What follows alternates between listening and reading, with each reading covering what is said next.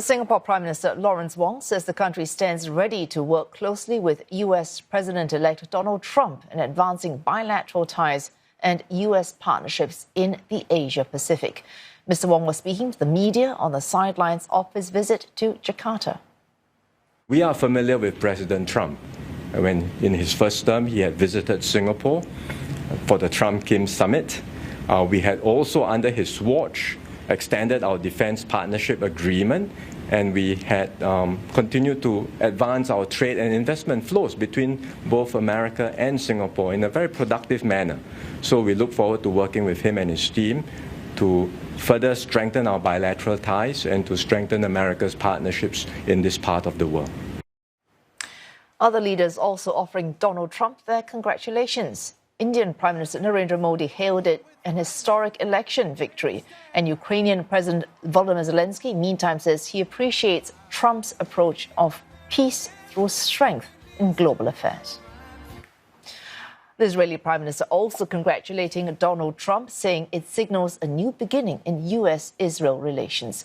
America has long been Israel's closest partner. The Biden administration has firmly backed Israeli operations against Hamas. In the first Trump presidency, the U.S. moved its embassy to Jerusalem despite international concern. For more, Giles Gibson joins us live from Tel Aviv. How will Mr. Trump's presidency impact ties between the U.S.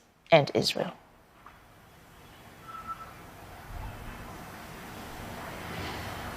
Well, really no surprise that Benjamin Netanyahu, the Israeli Prime Minister, was one of the very first world leaders to weigh in on Donald Trump's election as US President, once again saying that his re-election is a powerful recommitment to the great alliance between Israel and America. Just looking at how Donald Trump's election could shape events here in Israel and in the wider Middle East, we, of course, throughout the campaign saw Donald Trump vowing that he would end the conflict in Gaza very soon without really providing any sort of details, any sort of a clear roadmap of how he would actually achieve that. We did also have some reports in the weeks leading up to the election that Donald Trump had told Benjamin Netanyahu in a face-to-face meeting at his Mar-a-Lago resort in Florida earlier this year that he wanted to see the war declared over in Gaza before the inauguration of the US president on the 20th of January.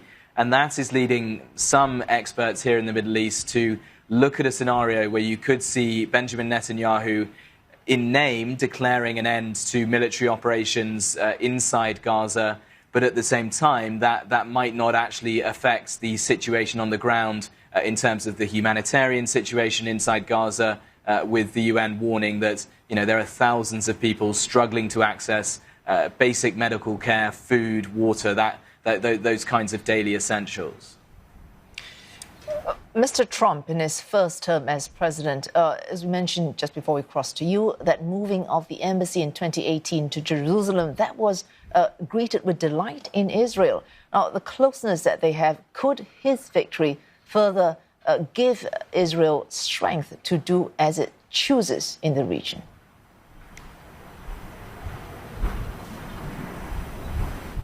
Yeah, I covered the first Trump administration in Washington, D.C. in its entirety, and I remember almost every single 6 months or every year we would see the U.S. administration under Donald Trump giving the Israeli concessions that previous U.S. presidents had just refused to do. So you mentioned one of them, of course, there, the relocation of the U.S. embassy here in Israel from Tel Aviv to Jerusalem. We also saw the Trump administration recognizing the annexation of the Golan Heights, and there were also those Abraham Accords, so the U.S. helping to negotiate the normalization of relations between Israel and several Arab countries, including the United Arab Emirates.